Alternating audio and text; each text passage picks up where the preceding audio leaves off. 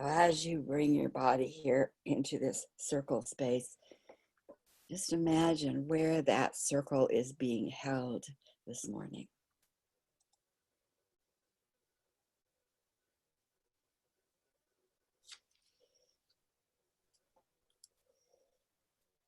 We all begin in our homes, but when you let your imagination show you where that circle is in another dimension,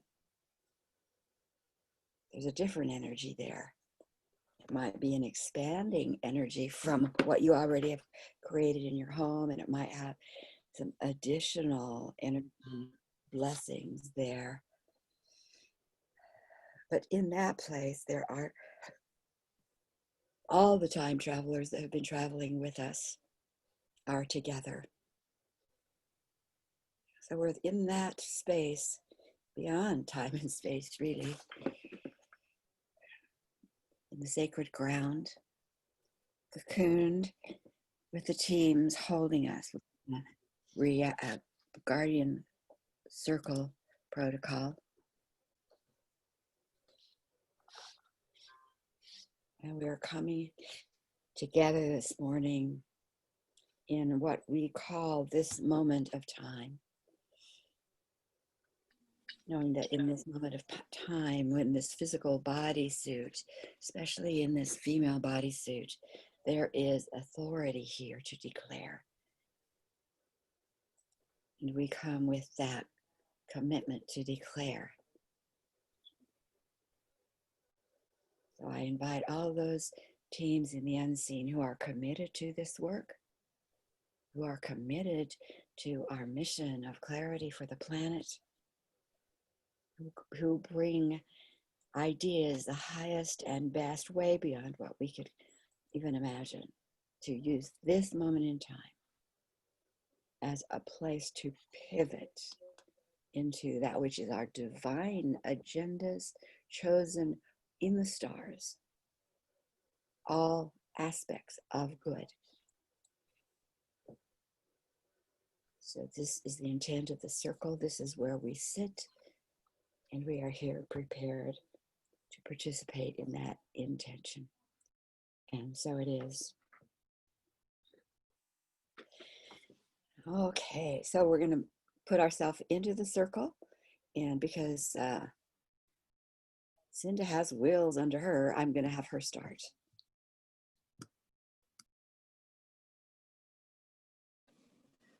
Okay, so I'm at OHSU. I'm going to be sitting here in the parking lot. I've been here since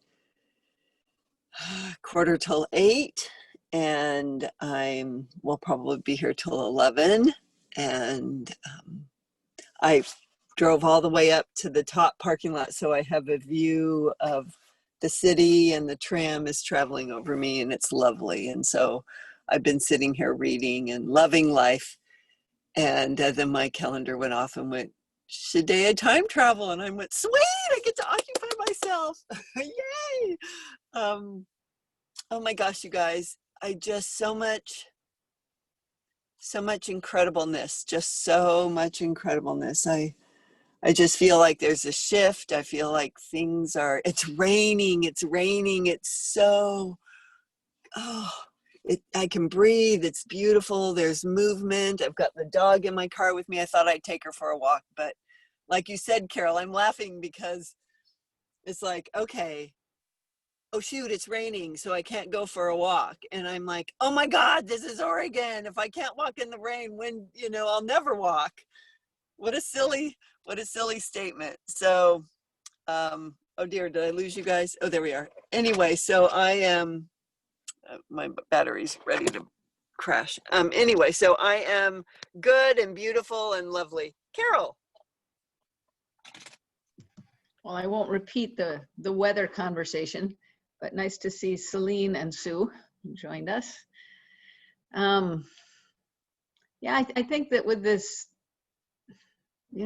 shift into fall, I don't at all feel the going into hunkering down hibernation mode, because I think that's where we've been anyway.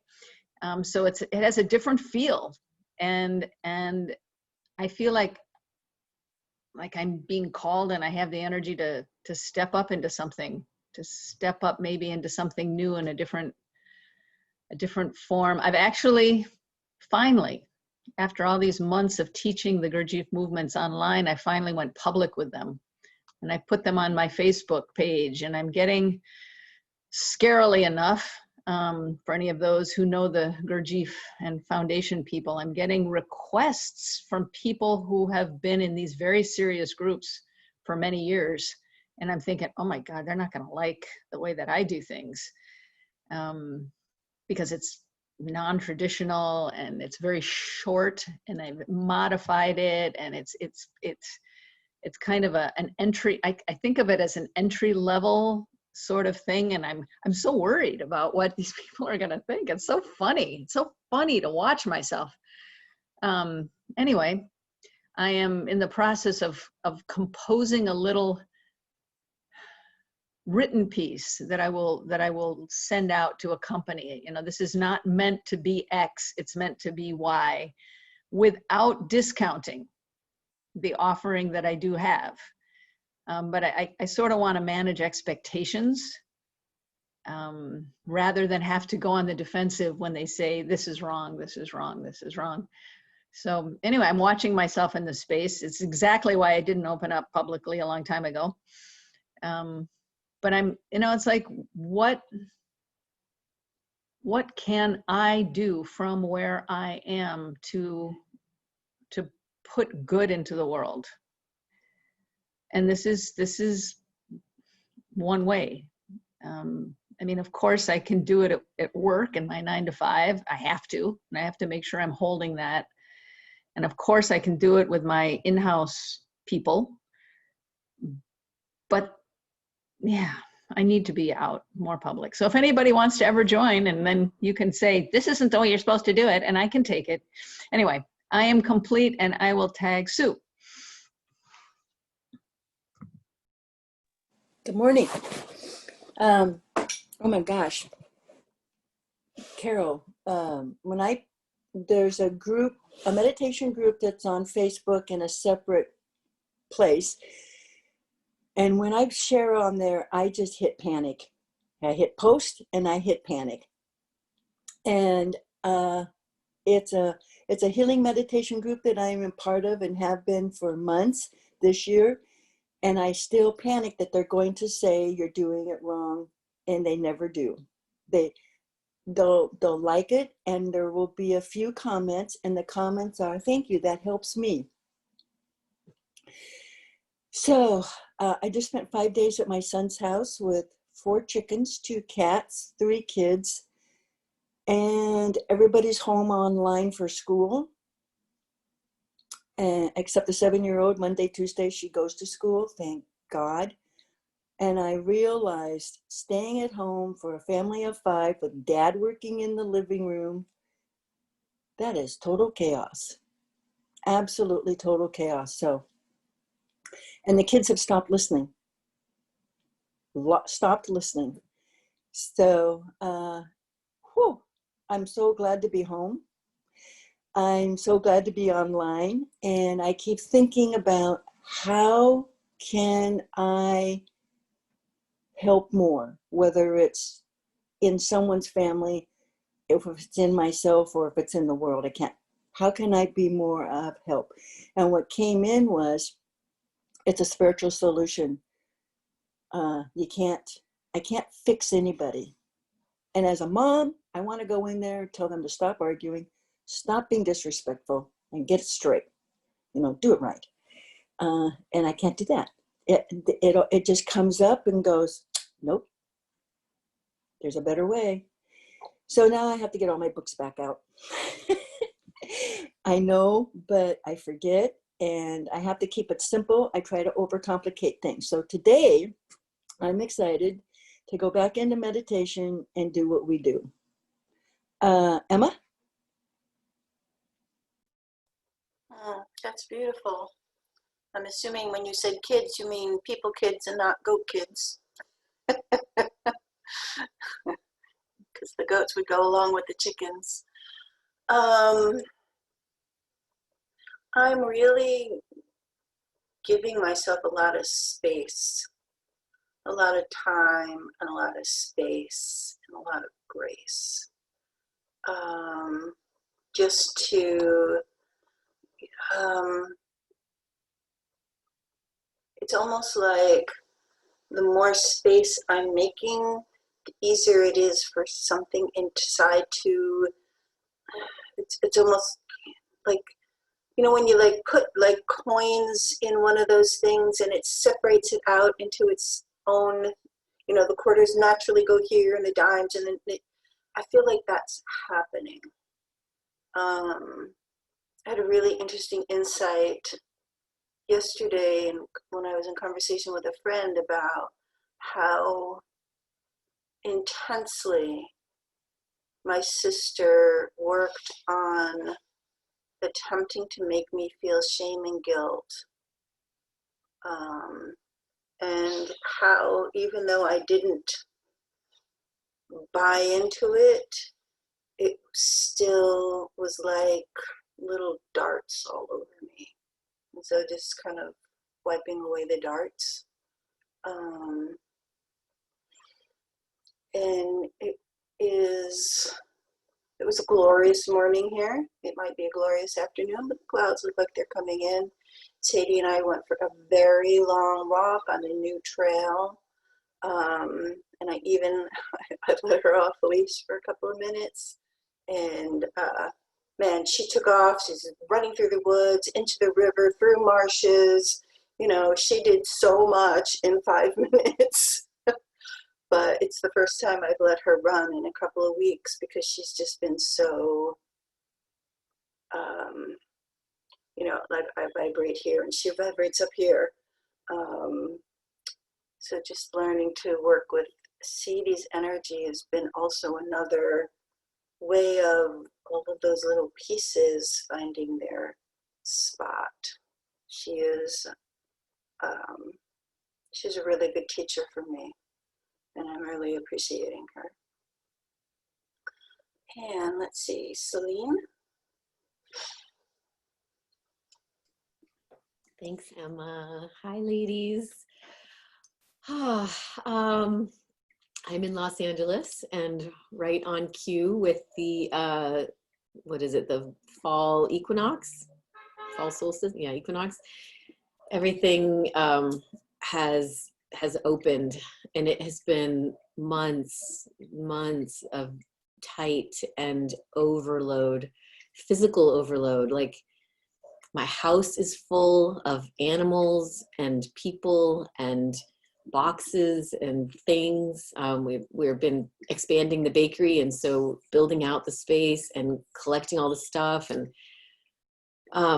we've had house guests for a couple of weeks, sending kids to college in England. You know, we've had just all of these things that holding space for it and waiting for it to happen. It's felt so tight, and there's so much pressure in it. You know, it's like manifesting in the moment of trying to make something bigger than you happen, and it's unfolding before you, and you know that if you turn your head away, something will fall apart with it. So the focus on all of these things has been so intense, and it literally just yesterday like opened, and there's some just space, like physical space, energetic space. It's, thank God, because I didn't know how much longer I could handle it.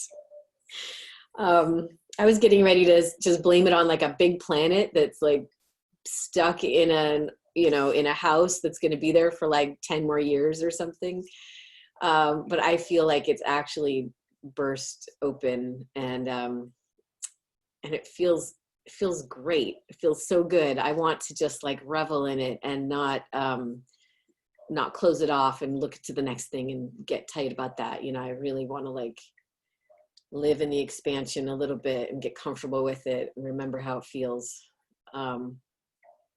So yeah. And our weather is literally today, like woke up and it was cool enough to like put a long sleeve shirt on. It's been like 90 for weeks and weeks. So, And I'm so happy to be here with you ladies. This is like my jam. And so nice to meet you, Sue. I've been in the Women Are Making the World group with these guys for the last 6 weeks or 9 weeks, I think. So glad to get to know you too. And I am complete. I will pass to Sharon. Oh yes. What would we do without these circle times, you know, and the ones others you're involved with? I think I think I kind of checked in. I don't remember if I did for sure, but I probably will say something similar.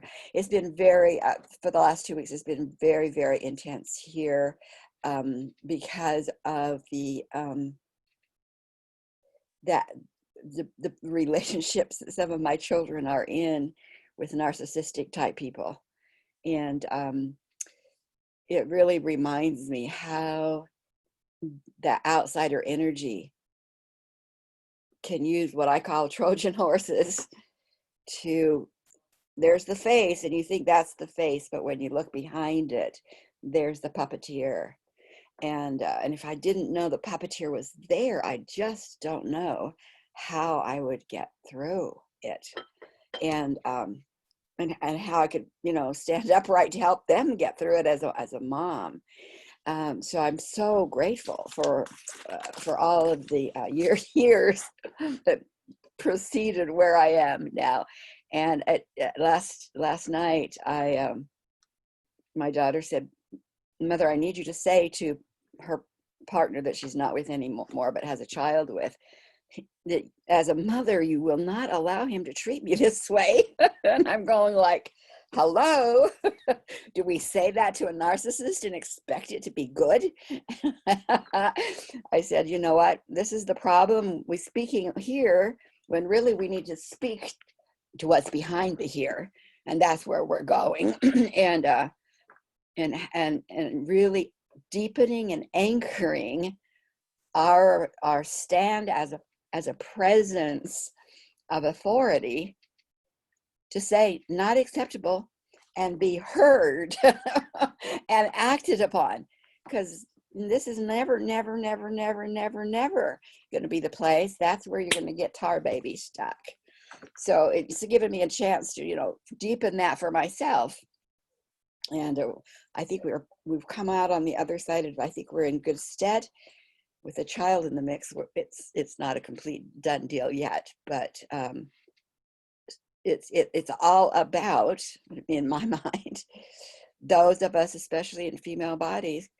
But my son's dealing with a similar thing on the other end of it.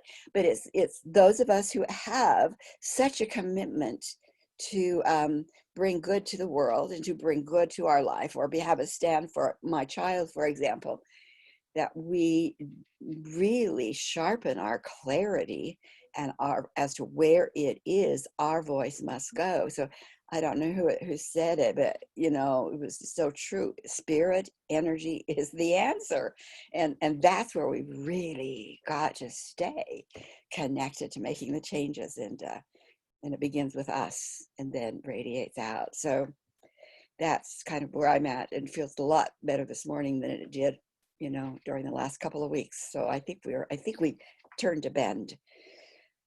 And so here's what I'm thinking about. I'm just going to put this on the table, and then we'll go around and everyone can put on the table what they want. Because when we started, it was all about changing mass consciousness, changing the stories that are held not just in personal consciousness, but in the mass consciousness.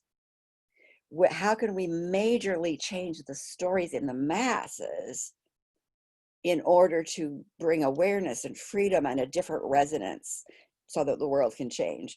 And so going back in time, what we call time, to identify those concepts of domination and usury that allows violence, it allows rape, it allows predatory sex, it allows all kinds of things.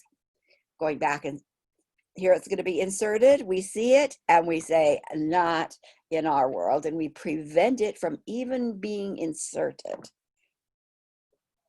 And so that's where we began. And then it became, we didn't even have to see in the world what it was. Our team would say, here's where you need to go, that's most important. right?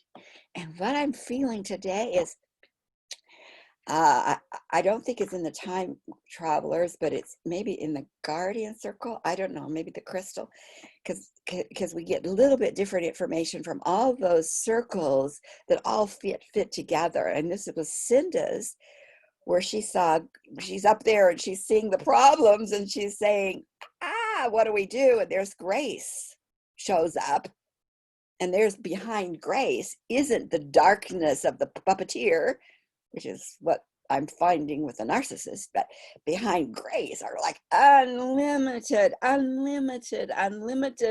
multitudes ready to come and swoop down, pop in wholeness and love. And that's what it feels like. It's time that we can start doing. It's just that going back in time is like, here's the concept, and activating those concepts, which are the truth of who we are, and activating them in a way we've not done before. I listened to a podcast last night about gamma. Gamma is a vibration that they are finding useful in Alzheimer mice. Only 97% might transfer to human beings, but this is a really interesting model. So they found that, and gamma is it's a 40 megahertz speed. And so they created a little place where the light was at a 40% megahertz frequency of light, which is a gamma frequency, which I didn't know, but it is. And they put these mice that were in already showing signs of dementia, Alzheimer's. They put them in there for an hour. And after an hour, I think they probably killed the mice, because they examined the plaque in their brain. 50% of it, the body had dissolved and eaten up. 50% of it was gone. So they've been doing that for, I guess, maybe not quite a year in a specific study. And then what they did is they created a vibrational sound. I don't know which came first, sound or light. And they were doing it separately, and they found that the gamma frequency, whether it was delivered with light or with sound, the plaque, 40 to 50% would be gone within an hour treatment. And so why don't we just put the two things together? The light and the sound. And what they found was the plaque was gone, with the same amount of plaque. But what they found was that the different parts of the brain woke up and started to work together synergistically. Now, what does that have to do with our time travel or even our other work? There's something about that of we've been clearing the plaque. We've been waking up various futures. Is there a way? Is there a plan that we can start to activate that kind of, it's not just putting in a concept, maybe putting in a concept with a gamma frequency along the timeline, so that there's that integration that starts happening even, within the brain of humanity, within the psyche of humanity. I don't know. It's just something I felt to share with you. So that's my thing on the table, and I'm going to pass. So whoever up next, Carol, I'm going to pass over to you. Oh, I don't know. Cinda raised her hand. Maybe she wants to go first because she's right on it. Well, I'm thinking, so you're talking about sound, you're talking about vibration, you're talking about bringing in all the senses. So I've been studying a lot, listening to Carolyn Mace's series on the elements, and she talks about how in the earthly realm, she gives the analogy that the earth is like ice. Meaning it is heavy, it is dense, it is seen, it is felt, it is the physical. And when we have an illness that we need to removed from ourselves, from the physicalness of ourselves, we need to bring in the elements to alter the density, to change the density, to bring in the healing. So by bringing in the element of fire, for example, into the earth realm, physical realm, or using the element of fire within our internal realm, we change the ice, the solidness, by raising its frequency into, and it melts into liquid, right? Which takes us into the emotional plane physically. So then if we have a physical illness, we bring in, and we can raise the vibration physically, we then can, we then can bring it into the emotional plane and figure out emotionally how it's impacting us, right? And being the cause to the illness. But then by continuing with the fire, we raise the frequency even more. And then we bring in the, and then we turn the water into mist, which is then the air, which is in the spiritual realm. And there is where we heal.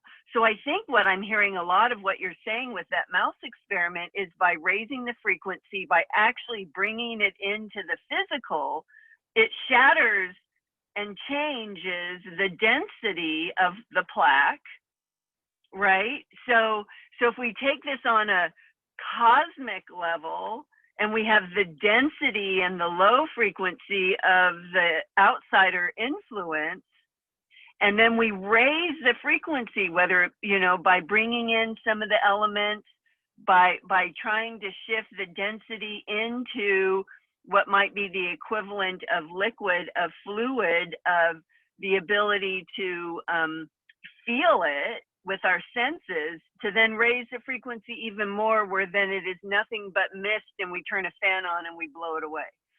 So I just think that that's remarkable, just trying to. Yes, it's the integrated protocol.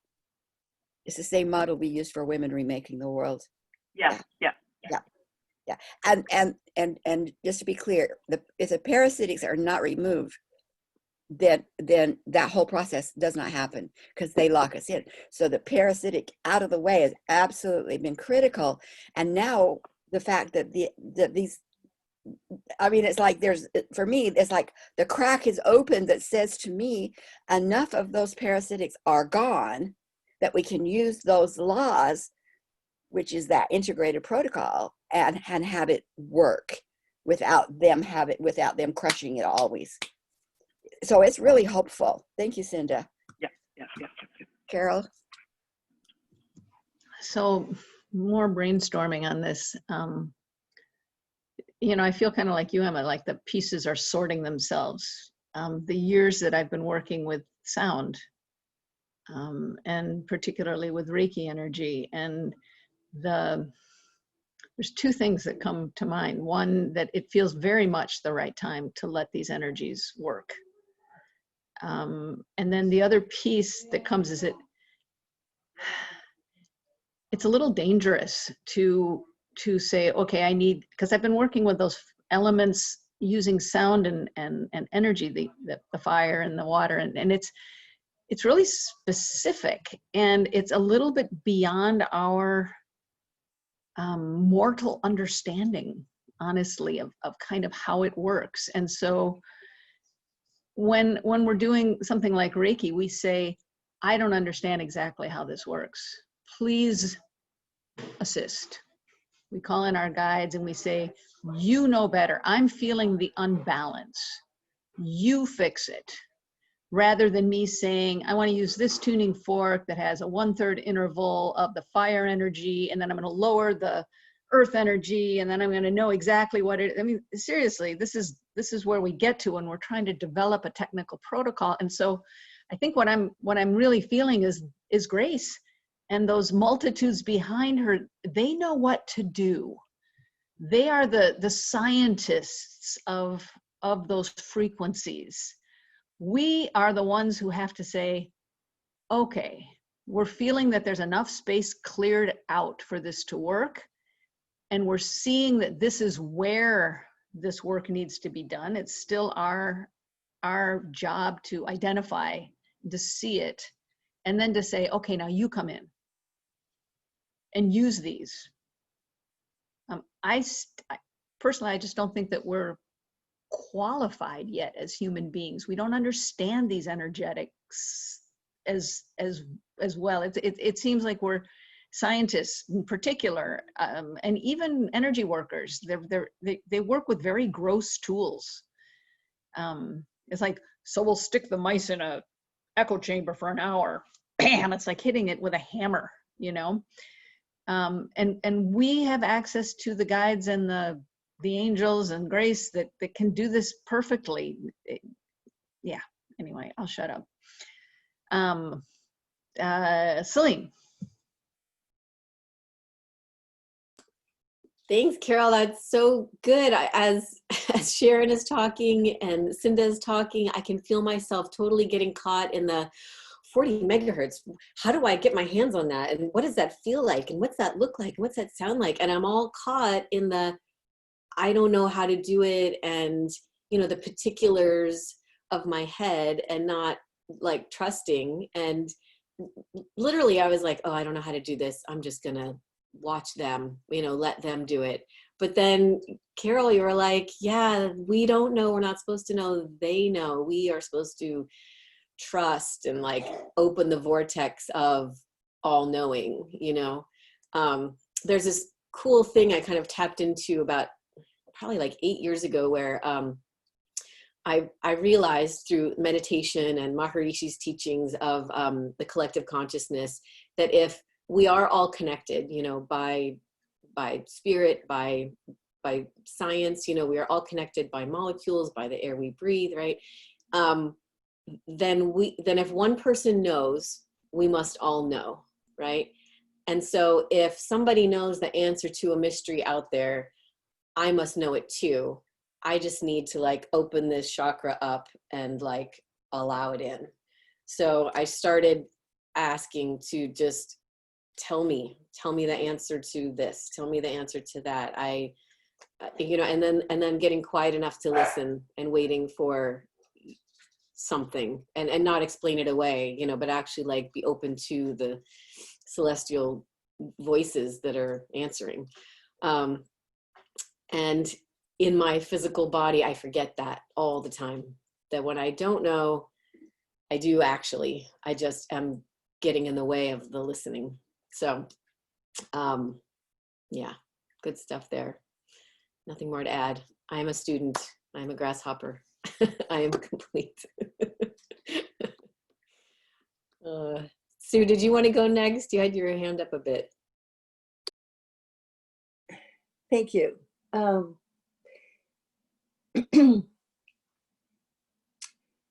I've been listening to Dr. Joe Dispenza and a couple of other scientists, and I'm not a scientist, so I get what they're saying. I can't tell you what they're saying. I can't explain it. I can't use their words. It doesn't work. It won't compute. It won't stick.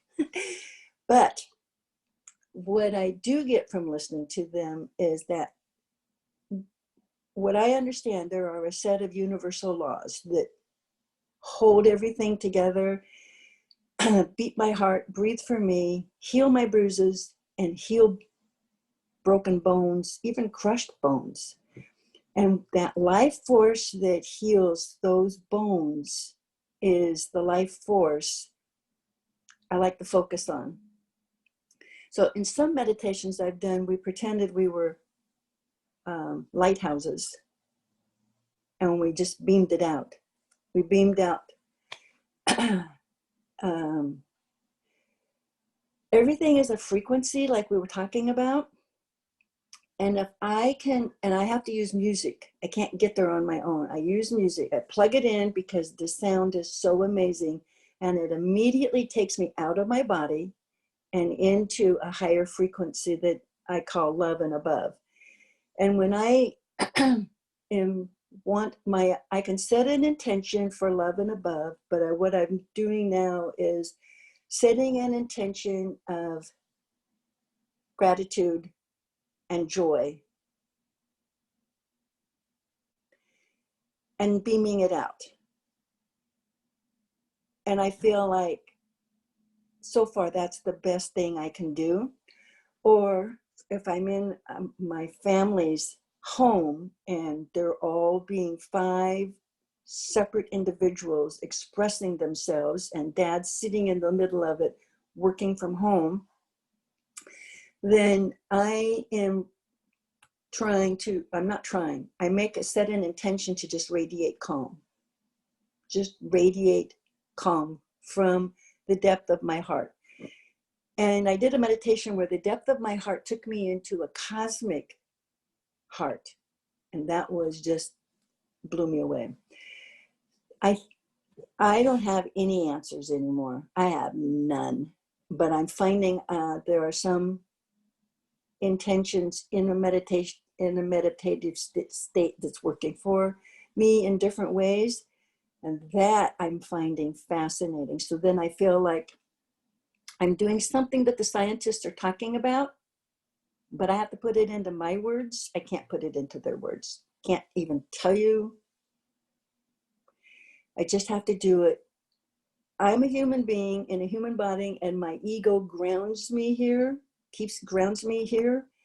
And that's probably a good thing, because I saw a show of a woman who she's not grounded at all, and they have to feed her because she forgets to eat.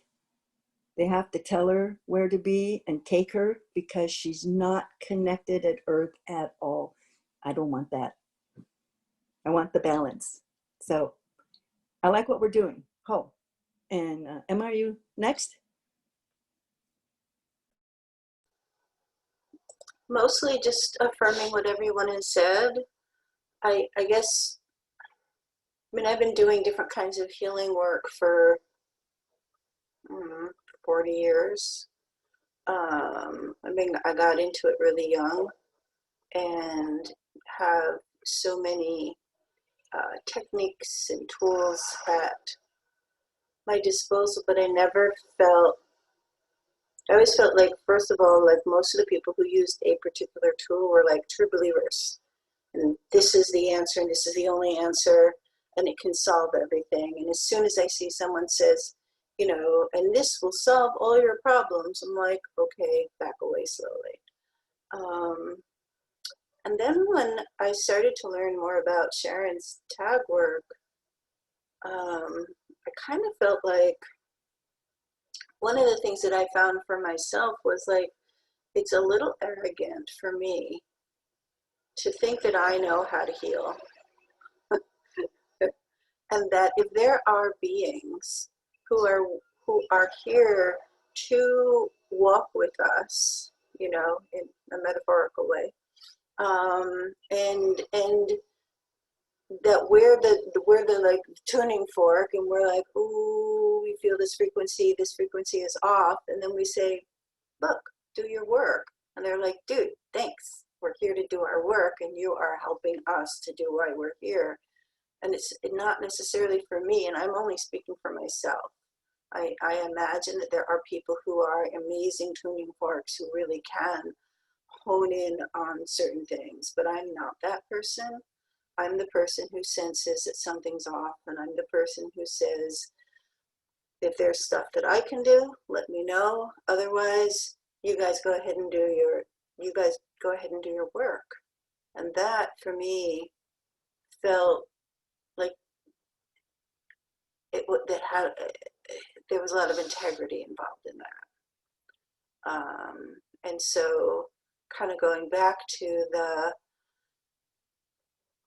vibrations are awesome. I think it was the book Biomimicry that I read, I don't know, 20 years ago, that talked about people who were using sound, and it could have been in a different book, but people who were using sound for various kinds of healing, and that's just kind of blossomed. And again, it's another tool or skill, but to go back to that original mission of changing the consciousness, changing the stories, changing the domination that's inserted itself into almost every aspect of every person's life. I mean, that's you know, that's a noble cause, you know, and we're here to do good and to, you know, we don't need our chargers and we don't need to ride off swinging our swords to, you know, to rescue.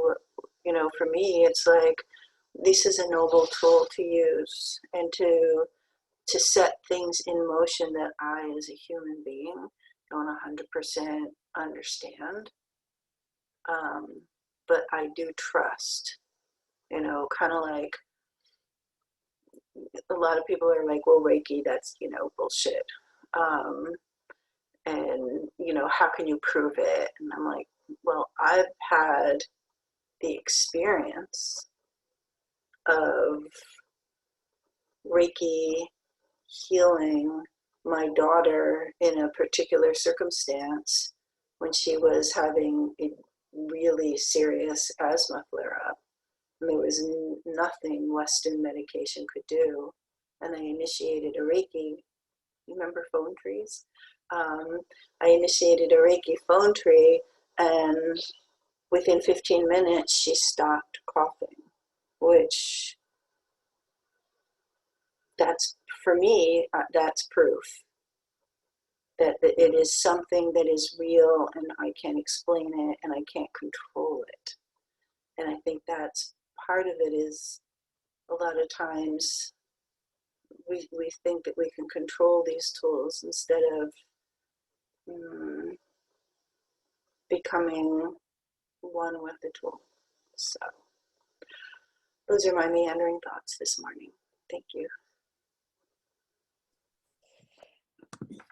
Yeah, it takes me back to one of the experiences, the stories I heard about Barbara Marx Hubbard, which most of you have heard of her, and what got her on her path. So here she's an agnostic, called herself an agnostic Jew, and had been directed to a monastery for a week where she studied the New Testament. In tears, she said, I see that Christ is showing us the way to get to peace. I see he's showing us the way to get to peace.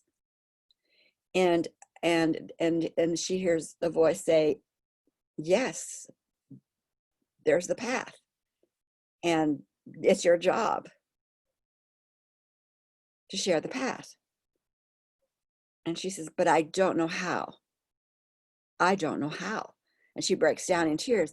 I don't know how, because she feels overwhelmed with this task. And the voice comes back exactly like we're saying. You choose your voice. You declare. You choose. In this physical body, you choose. Will do. And I have found that consistent. I have had that so consistent. So yes, but we are critical. We are the point of the team. We're in this physical. We are sensing. We are seeing off.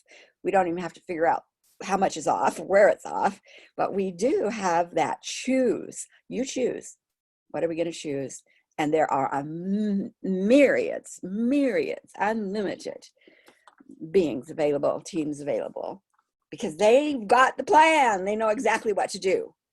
But we in the physical bodysuit are the ones with the authority, and then all energy will be impacted because we choose. So it's exciting to me to think that we might very well be at that shift point where it's not just saying, PTO, get them out, because there's still that around, of course. But now we can also choose to say, humanity, for example, all of humanity is resonating collaboratively, synergistically, like the brain, in resonance to our divine agendas, which were to experience joy, love, peace, clarity, unity. That was what we chose. So to think that we could start maybe doing that, moving that direction with time travel is exciting to me. And as always, we are here to say we're available. Here's an idea, but this greater field that we call the Shiddea Mission, which includes time travel, knows where we need to play on this board today, right? And we're just showing up. And when they show us, each of us, what it is, then we choose it. We say, yes, go ahead with that. That's our role, really. And what an amazing, wonderful opportunity to be able to see the possibility of new and say, go for it. And even to see the darkness in all of its tentacles and say, get it gone. Either one. What a joy. Anyway, you ready? Anybody? Okay. So here we are in our sacred circle, grounded on sovereignty, held within the foundational triangle of the divine feminine of Gaia, Sophia, and Grace, holding us in a way that has not been on the planet in the same way for a very, very long time. We are so grateful to be anchored with them and to be anchoring them here and activating, working with them. And we call for all of those teams who are ready and prepared and know what they most need from each one of us today. See, they're calling us. Calling us. So be available. That's what they're doing. We are here to say we're here. We are so here. So look around, find where your group is, see the path that's opening for you.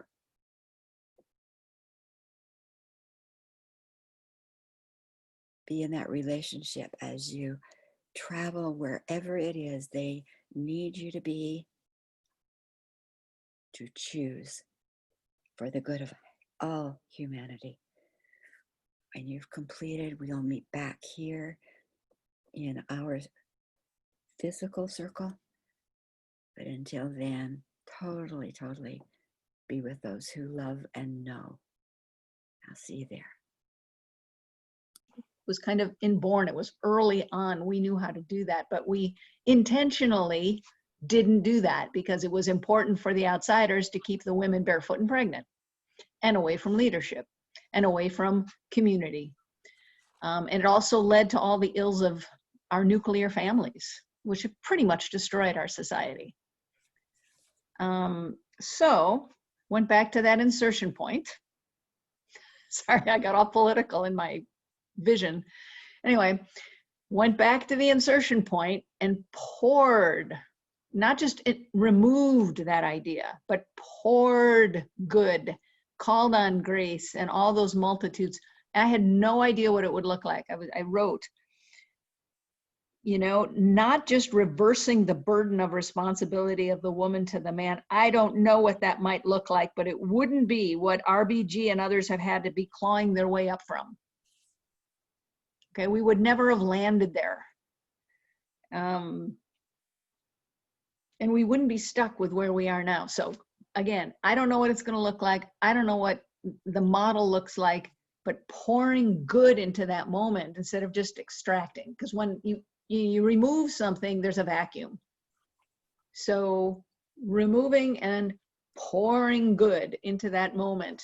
And reproduction is a sacred, divine, beautiful miracle.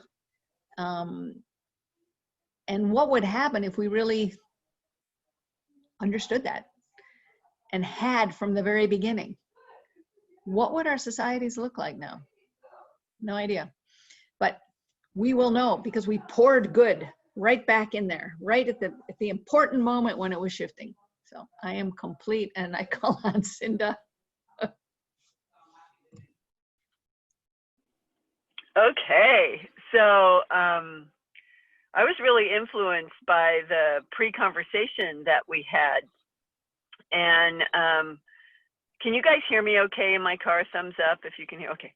And so I just was waiting. I'm not particularly comfortable where I'm sitting. So the meditation, I was concerned that I wouldn't be taken anywhere, and then I wasn't. And then I was like, oh. But then I just said, you know what? Just show me, show me, show me. And it wasn't so much what I was shown, but what I heard. And what I heard was, I mean, what we all know to be true, but what is in the one is in the whole. And we do have access to these divine teams. You know, what Sharon was reminding us of, Sophia's legions of angels on what she showed me.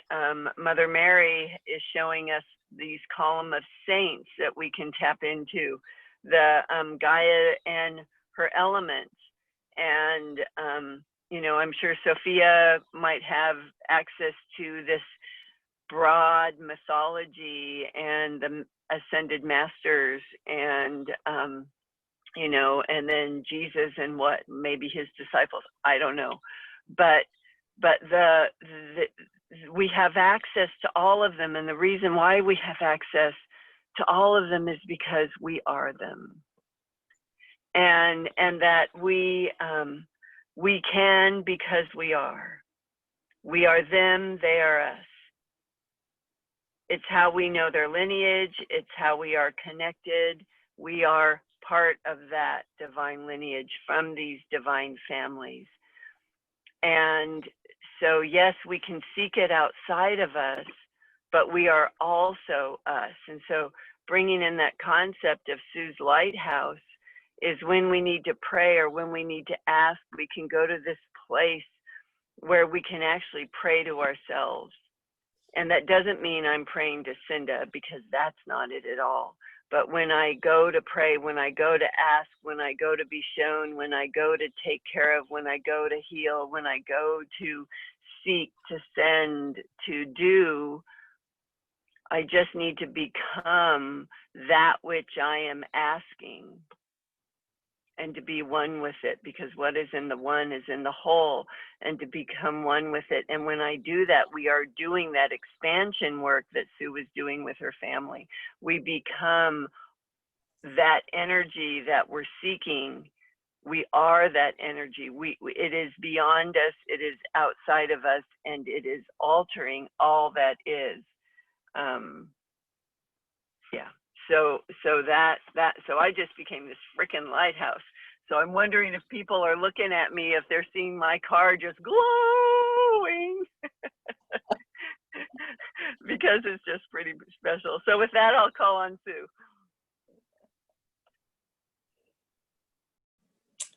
Thank you. Love these shares. So I was just out in space looking for a place and thinking, where do I need to go to be the beginning of something? And what came to me was the beginning of the agenda that brought us to all the different elements of the crisis that the United States is in and the world is in, with COVID and suppression. But I wasn't able, anyway, the focus had to be on one person. So the one person, and there was an idea. And in the idea that has grown over the years to be where we are now, I inserted generosity, trust, forgiveness, truth,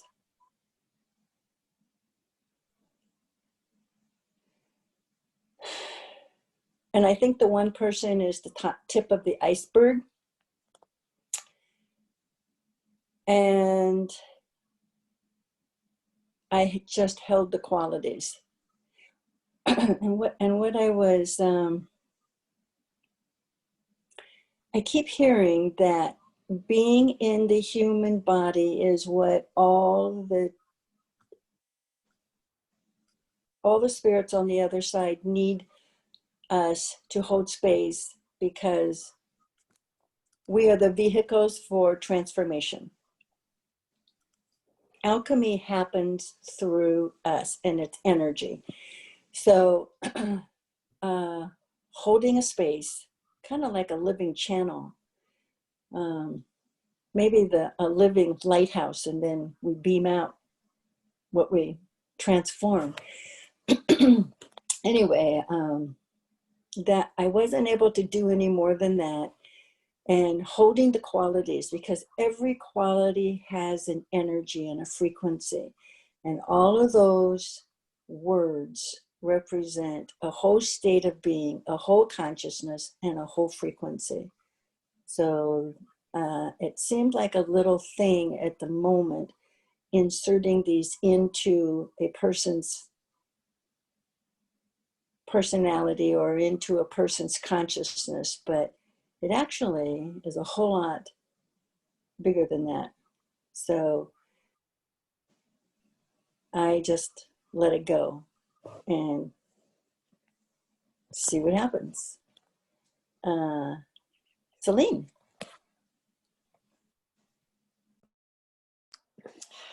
You guys are so amazing, so cool. I feel like such a child, in a great way. It's a good way. Yeah,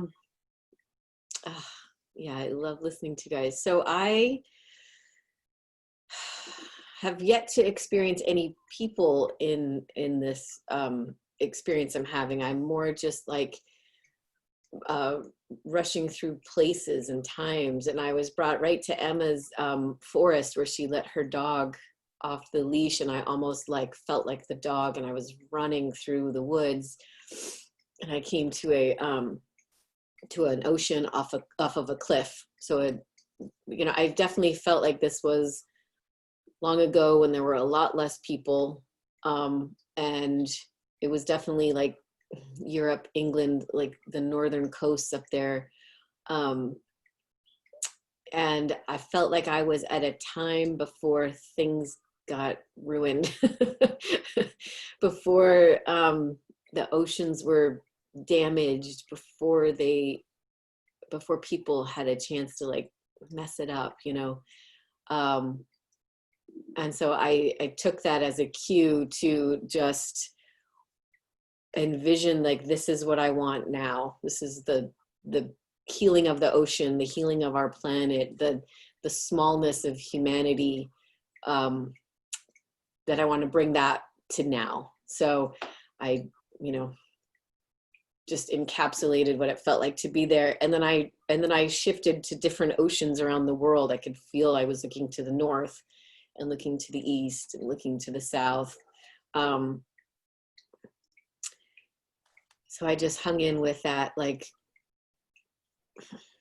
imagery and feeling of before the people took too much hold, and there was still, you know, the animals and the earth had the majority vote, and bringing that forward into now. So very simple, but it felt good. Hopefully I can hang on to that all day today.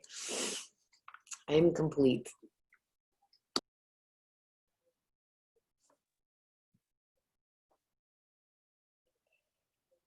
I guess I'll pick up the stick. Celine. What I was drawn to is the timeline for my family and my communities. Where was it that there was still the vulnerability of loss, of damage, of voyeurism that has allowed and does allow outsider influence and go to that place? And so that's what we did. And some of the concepts, it was interesting because it wasn't just a concept. I've never seen a program before, but this time there was a concept, but there was also programs. And what the concept was, you sweet thing, you're just not quite enough, let me take care of you. The old savior of the female is the parasitic man. Oh, you sweet thing. So that was the concept, and we prevented the programs is programs coming from the outsiders, awareness that they must weaken women, especially those that are strong, those that are rebellious, the Lilith women, they must. And so putting in a program to intentionally cripple women, especially those that are strong.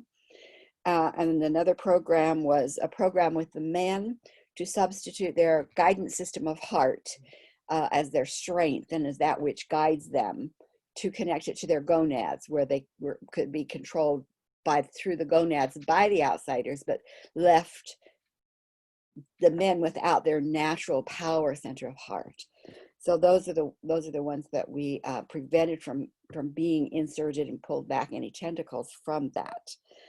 And then they wanted to also then to anchor and activate whatever would bring in the original agenda of those divine families to create and experience good. And so it was like putting a hothouse cap over the plants that are growing, and they were really clear that the hothouse covering was the guardian circles, and putting that over the plants and to make sure that they were all covered, but also creating an automatic system to cause the greatest growth, fruiting, feeding, and expansion. So there was that additional piece to really cause those plants, those creations, to grow and spread and grow and spread and grow and spread. They know how to do it, and that's what they've got done.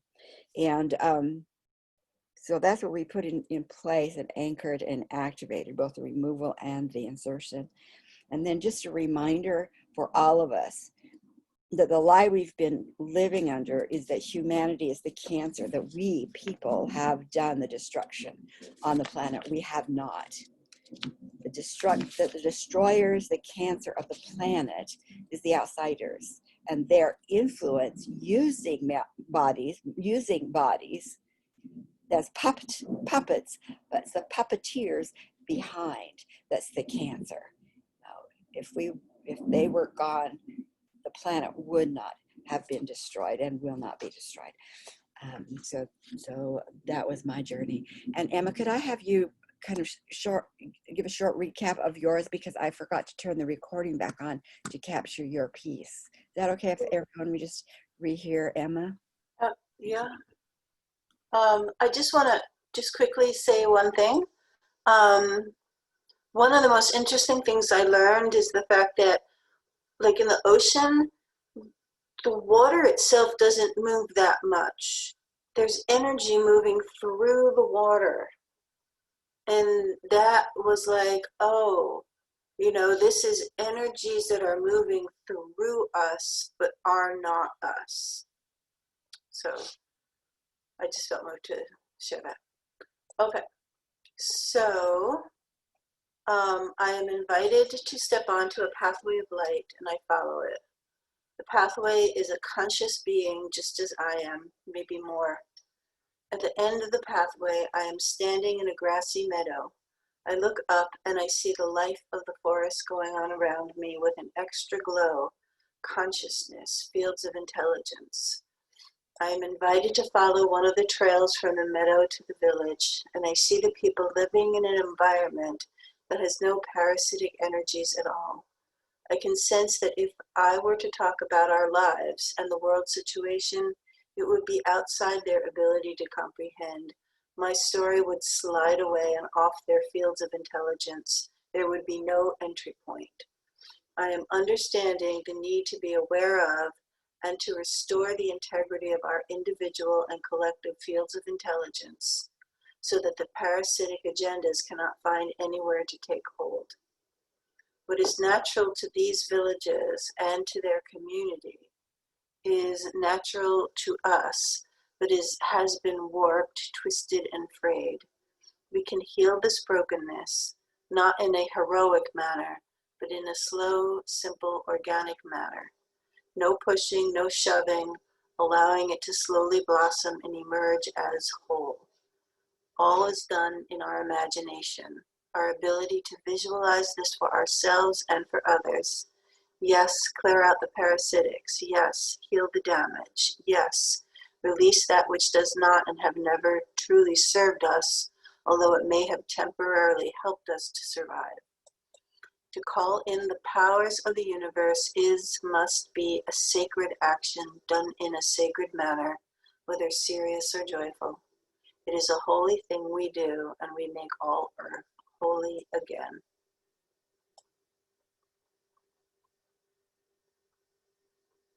Thank you, Emma. Thank you. So let's just, all of us, hold that concept, even those that we don't fully understand. I know whenever we bring a concept into words, it limits the concept, but at least it anchors.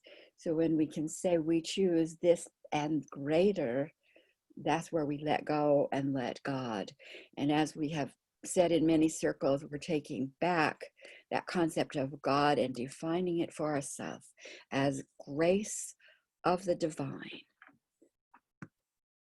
We let go and let those teams do the greatest good from our declaration today. Oh, so it is. Okay, let's keep the momentum going, I say. What do you? We got a lot of things happening. So I love you guys. Unmute whatever you want to say, pop it in, and before we do our elbow bump and virtual hugs and loves and things. Thank you, everyone. Yeah. Thank you, Thank you. everyone. Much, So inspiring. yeah, Mhm. yeah. Great work. An honor, an honor. Love you. Love you Until guys. we see each other again. Bye. Bye. See you next time. Uh,